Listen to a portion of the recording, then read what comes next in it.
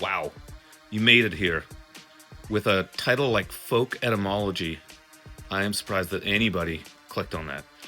But I think you're in for a treat because we're going to dig into this right now, and I think it's actually pretty cool. So, what is folk etymology? Folk etymology is when someone, somewhere along the way, decides that the origin of a phrase, a word, or a label is just too boring. And they're like, screw it, I'm giving it a new one. And it either becomes the origin of a phrase, an expression, or label, or it competes with it, or it just fades away. And anyone can do it, you can do it. So I'm going to give you 3 great examples of folk etymology, starting with number 1, which is Saved by the Bell. What do you think the origin of Saved by the Bell is? I'm guessing most of you are thinking it comes from boxing, right? Like someone gets knocked down, the bell rings, and it saves them from losing the fight. So there's a competing origin story to that, which is that in Ireland, there were massive cholera epidemics, and people were terrified that they were going to be buried alive. And there were tales of people finding scratch marks on the lids of coffins, because with cholera, particularly, people fell into comas, and they could appear to be dead, and they weren't. So there's little evidence to suggest that this actually happened.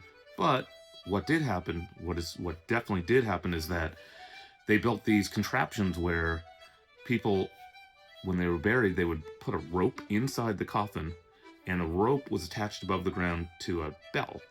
And if the person came to life, they could ring the, "Hey, I'm alive!" and hence Saved by the Bell.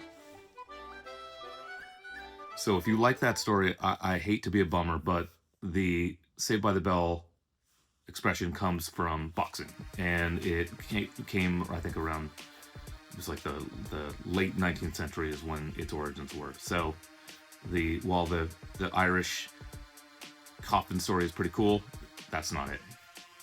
And the second example is tip. So I've been telling people for years that tip stands for to ensure proper service, with the S, tips. And I thought I was very clever for thinking this, and maybe you thought that. I bet you a bunch of you out there, if there are a bunch of you watching this, think the same thing. And actually, it's not true at all. It comes from, I think it comes from an interesting origin, but it was the thieves' kind of cant or dialogue that they had back in the 17th century in England, where a thief would say, tip, meaning pass something over. So tip means to hand something over if you're a thief, as in pass a coin over, and maybe they'd be in the tavern or the pub and they would tip the person who was serving them. So that's tip, and I've now lost the ability to say to ensure proper service, which sucks. I also learned that tipping came over to North America in the late 19th century, and it was brought over by Europeans, which is fascinating because I don't think Europeans tip generally.